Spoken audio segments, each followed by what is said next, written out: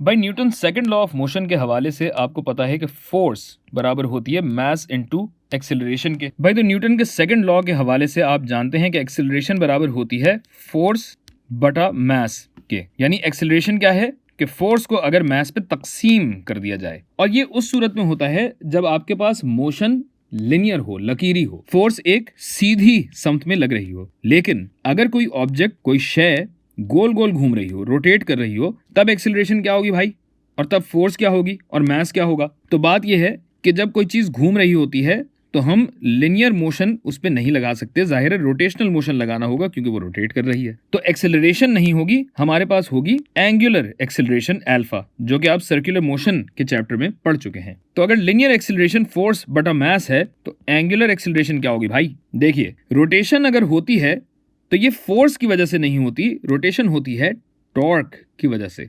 और टॉर्क क्या है कि अगर एक मरकज से, एक महवर से किसी फासले पे एक फोर्स लगाई जाए और ये फोर्स एक परपेंडिकुलर कंपोनेंट रखती हो, जाहिर रखती होगी, फोर्स का परपेंडिकुलर कंपोनेंट इस फासले के, इन दोनों को अगर ज़रब दिया जाए तो हमारे पास टॉर्क आता है। गोया अगर मैं ये एक परपेंडिकुलर फोर्स आपको दूं तो सर्कल के हिसाब से ये टेंजेंशियल फोर्स होगी, जिस हवाले से साइन 90 हो जाएगा और साइन 90 1 के बराबर होता है, लिहाजा ये हो जाएगा R इंटू एफ टी। ठीक है भाई, तो लिनियर फोर्स की अगर हम बात कर रहे होते तो ये बराबर होती M इंटू टेंजेंशियल एक्सेलरेशन के। और अगर एफ टी को मैं R से ज़रब दे रहा हूं, जिसके जो कि करने से ये फोर्स टॉर्क में बदल जाती है, तो अगर मैं इस एफ टी को R से ज़रब दूं तो जाहिर है दूसरी समत में भी क्या होगा, R से ज़रब दिया जाएगा, तो ये बन जाएगा R into M into tangential acceleration. R into F T होता है टॉर्क के बराबर, लिहाजा टॉर्क भी होना चाहिए R into M into tangential acceleration.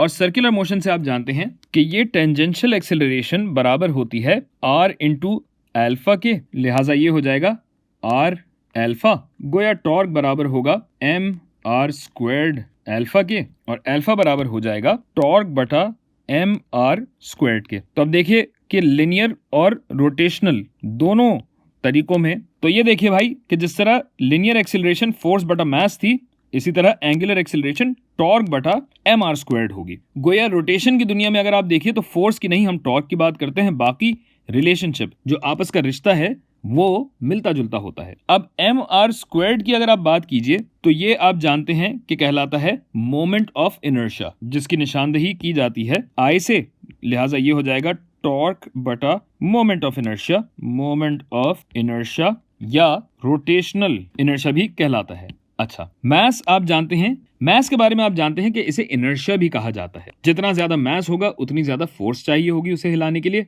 या उसे रोकने के लिए, और जितना कम मास होगा उतनी ही कम या ज्यादा फोर्स चाहिए होगी, और मास जितना कम होगा उतनी ही कम फोर्स चाहिए होगी उसे रोकने या चलाने के लिए। इसी तरह जितना कम आपका मास होगा या जितना कम आपका रेडियस होगा, या दोनों ही हो सकते हैं, उतना ही कम टॉर्क आपको चाहिए होगा इसे गोल गोल घुमाने के लिए। और इसी तरह जितना ज्यादा मास होगा और जितना ज्यादा रेडियस होगा उतना ही ज्यादा टॉर्क आपको चाहिए होगा ये रोटेशन करने के लिए। और फिर जाहिर है कि m ज्यादा हो और r कम हो, तो इस हिसाब से आप जैसे जैसे कदरें डालते रहेंगे आपको समझ में आता जाएगा कि इनर्शिया कम है या ज्यादा है। बात यह है कि जब रोटेशन की बात करते हैं तो सिर्फ एक वेरिएबल नहीं होता, दो वेरिएबल्स आपके पास आ जाते हैं। ये मास जितना दूर होगा या जितना करीब होगा उसी हिसाब से आपका इनर्शिया भी कम या ज्यादा होता रहेगा, और जाहिर है मास के हजम पे भी ये मुनहसर है। एक बात तो ये हो गई। दूसरी बात ये है कि जब हम फोर्स की बात करते हैं तो सिर्फ फोर्स की नहीं, हम नेट फोर्स की बात करते हैं। कुल फोर्स जो लग रही होगी उसे अगर मास पे तकसीम कर दिया जाए तो हमारे पास एक्सेलरेशन आती है। लिहाजा टॉर्क की भी अगर बात की जाए तो टॉर्क भी, जो कुल टॉर्क हमारे पास लग रहा होगा, इस कुल टॉर्क के जरिए एंगुलर एक्सेलरेशन पता की जा सकती है। तो जैसे अभी हमने बात की तो हम ये अज्यूम कर रहे थे, ये कयास था हमारा कि ये एक पॉइंट मास है, यानी इसका रेडियस कुछ कम या ज्यादा नहीं है, सिर्फ एक डॉट। लेकिन अगर यही पॉइंट मास एक बहुत बड़ा सा मास होता तो आप देख सकते हैं कि यहाँ पे रेडियस कम है जबकि यहाँ पे रेडियस निस्फ कदर ज्यादा है। गोया इस पॉइंट का टॉर्क और इस पॉइंट का टॉर्क, या इन दोनों पॉइंट्स की एंगुलर एक्सेलरेशंस अलग अलग होंगी। इसको हम यूं भी देख सकते हैं कि अगर हमारे पास 3 मैसेस दिए गए हों, मास 1, मास 2, मास 3, और मैं ये कहता हूं कि इन तीनों के बीच में फासला है 3-3 यूनिट्स का। इस मास पे फोर्स लग रही है 50 न्यूटन, इस मास पे फोर्स है 50 न्यूटन, इस मास पे फोर्स है फर्ज कीजिए 20 न्यूटन, और इस मास पे मैं फोर्स लगाता हूं 20 न्यूटन की, मगर मुखालिफ समत में। तो अगर मैं इन तीनों गेंदों की मुश्तरका एंगुलर एक्सेलरेशन निकालना चाहूं तो उसके लिए मुझे इन तीनों के टॉर्क जमा करने पड़ेंगे और डिवाइड करना पड़ेंगे इस सिस्टम के मोमेंट ऑफ इनर्शिया से। और फर्ज कीजिए मैं इनके मैसेज को कह देता हूं 1 kg, 2 kg और 3 kg। तो फर्ज कीजिए कि एक रॉड है जिसपे ये तीनों मैसेज लगे हुए हैं, और ये रॉड एक साथ ही घूम रही है, तो ये तीनों मैसेज एक साथ ही घूम रहे होंगे।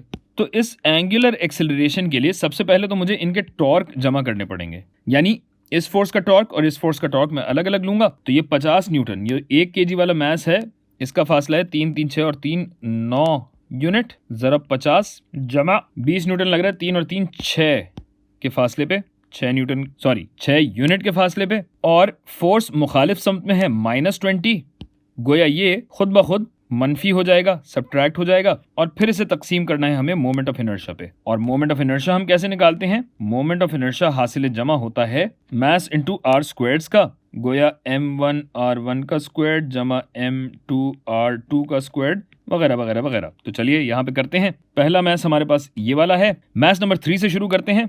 3 kg ज़रब 3 का स्क्वायर जमा 2 kg ज़रब 3 और 3 6 का स्क्वायर जमा 1 kg इंटू 3 3 6 3 9 का स्क्वायर। तो इन सब को जब आप कैलकुलेट करते हैं तो एंगुलर एक्सेलरेशन आपके पास आती है 1.83 रेडियंस फी सेकंड स्क्वायर। तो इस तरह निकाली जाती है एंगुलर एक्सेलरेशन।